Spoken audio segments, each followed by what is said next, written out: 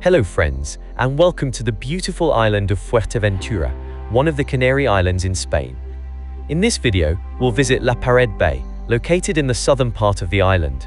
With its two beaches, Playa de la Pared and Playa del Viejo Reyes, La Pared Bay is a paradise for surfers and surf schools, as well as a hotspot for sunsets in Fuerteventura. So stay tuned until the end to admire the beauty of the bay.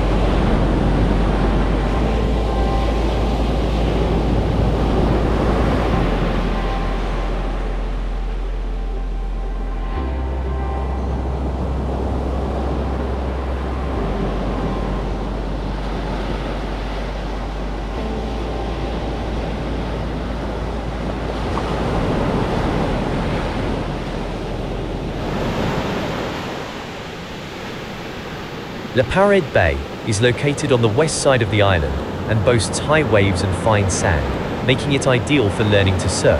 Every day, numerous surf schools bring hundreds of surf students.